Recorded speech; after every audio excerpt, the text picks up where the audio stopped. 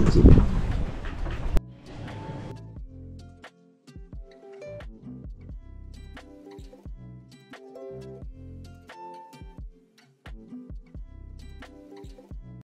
morning, welcome to Out Your Shell.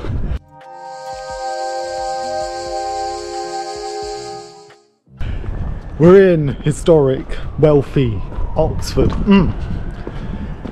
So I had to sit down, have a bit of a herbal tea, as I've just given the last bit. So we got a letter from someone in a rehab detox the other day. In fact, I'll read it to you right now. I'm going to sit down and think about what the next step is. So we're going to be doing warehouse work for 6 more months, go off to Poland, and then off to Cambodia. That's the plan anyway. So let's start a day.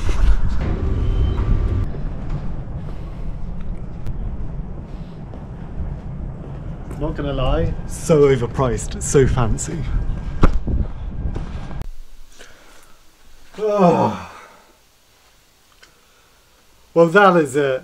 For the next 6 months to a year, I'm done working with people. Something I've done for 10 years. I started off working with children, elderly, end of life, autism, mental health, then homelessness, now substance abuse and suicide. And it's over. Why is it over? Because of the mandate. Because of the mandate where you need a vaccine, you need evidence to show that you've had a vaccine, the COVID vaccine, not even tested for a year, not even trialled. The money going to pharma, to the government, to the partners of our cabinet and American cabinet that have stock in the industry. So because of that, I no longer get the reward, the ability, the relationships to help someone that needs a bit of guidance. Anyway, with that level of stress, I better have my herbal tea. Number 5 of the day. Pangy, come here. Isa's not home, so I can't cuddle her, so I'll cuddle you instead. There you go. There you go. Okay, stop fucking about. So yeah, I gave my laptop, my work phone, my ID, paperwork around clients, gave it all back to work today. I don't make a big deal, I just go give it in, say a quick goodbye, and that's it. I'm not the sort of person that makes a big deal out of things. So with that, with thanks to the mandate and this tribalistic, media focused government bull technique in order to divide people even more, myself, I'm not getting a vaccine. It's not something I need to discuss. It's the ability to trust in your health. It's the ability to question everything. I have chosen not to do it. Keep it in mind, I'm very respectful of people on the mandate. I'm respectful of people that have health concerns, age, everything like that. Anyway, so today in town centre, I see many homeless people, drug users, and even people who just had a slip up. Students that go out and go clubbing and take a couple of pills for that effect, not looking into what it is. Steroid users who come in and ask for advice around the use of it. So going through town today, after going to work, walking through town, getting them clips, one of the students who used to just go to parties, have a drink, really enjoy himself, would take a couple of benzos, would use a bit of cocaine, in which luckily he stopped and we did really well with treatment with him. He is now clean of everything. So if you ever do watch this, well done man, hats off to you. Came up and he asked to take me out for a coffee, so we had a quick drink. I discussed the fact that I'm no longer going to be working with people in a recovery position, in any position. I can't even go back to care work, I can't even go back to working with children. Which brings me to the next point and brings me to recording this moment, that if for whatever reason this mandate in a month, in a year, is proven to be the wrong move that people's done. Boris Johnson in the cabinet, I want some money back. I want some money back, because now for the next at least 6 months I'm going to be doing something I'm not happy with. This isn't me being ungrateful to the company. but I am not someone that wants to be going into work and packing boxes. I don't want to be debranding some socks. I don't want to be working for a company, even if the staff are amazing, even if they do some good.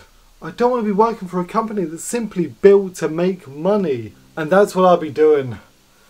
That's what I'll be doing for the next 6 months. I completely understand if I sound like I'm being ungrateful or privileged or anything else, but it's not about that. It's about my mentality over years. I have been a really selfish person in the past. I have hurt people. I have learned a hard way that part of meaning of your and my life is being able to do good for someone else. If everyone had that mentality, imagine how better this world would be. Think about it. So, again, if this mandate seems to be an F-up, you've got tens of thousands of people from the NHS to private care sectors. What you see on the news is only from the NHS. There's lots at stake for both sides of the NHS vaccine policy. The government can't afford to lose tens of thousands of experienced workers, and many staff can't afford to lose their jobs. Yet 12 days before this looming cut-off date, and neither side showing any sign of changing course. You imagine the private companies, the carers, the domiciliary carers, people working with children who choose, which you are allowed to do, not have the vaccine. These people are going to be changing sectors, career paths that you have built over time. Being honest though, I was damn good at debranding them socks the other day. Yesterday at work, I had a shipment of over 1,000 men's underwear. A sexy ass picture of a man naked, just in his underwear, showing off that junk, in which I must have touched 800 of that junk, slapping on that debranded sticker. And yeah, like, I'm good at it. And I'm someone that, again, I don't go to work to complain about it. I'll go to work, I'll work hard. I worked 10 hours straight doing that, working hard. I won't slack, even if I don't think it's the job for me. But for those people that built a career, NHS nurses who's actually had to do a study, there's a big British specialised doctor who is on the news, who is kind of the face of the not to have the vaccine. I've had COVID at some point. Yes. I've got antibodies. Yeah. I've been working on COVID ITU since the beginning. I have not had a vaccination. I do not want to have a vaccination. The vaccine's reducing transmission only for about 8 weeks with Delta. With Omicron it's probably less. And for that I would be dismissed if I don't have a vaccine. It's not, the science isn't strong enough. In which he's done years of intensive studies and years of experience to become what he is. For him to lose his career path due to a forced mandate is absolutely shameful. I think it's disgusting. One other thing I quickly want to touch on is if you work in if you work with a team in person, in clinics, in offices, in anything like that, if someone goes to leave your company, even if you don't like him, can you guys make a big deal of it? We had a staff member leave. She was leaving tomorrow, but when I was in work, I realised, and I did miss a bit of it, but people wasn't doing anything, so I got this nice book, got everyone to sign it, got her a couple of gifts, gave her my Mani Padme Hum, the necklace that I've worn in other videos that represents acceptance of life and death, a very symbolic thing to me that brought me through hardships. With this staff member, Diane, being such a bright, brightening the room up sort of woman, her laugh, her energy, her health. She went from being an overweight woman to really dedicating herself, and now being a lot healthier, with an amazing smile. And no one really did a going away do. So I got her these gifts, and I just left before her, so I didn't get to give them to her, shamefully.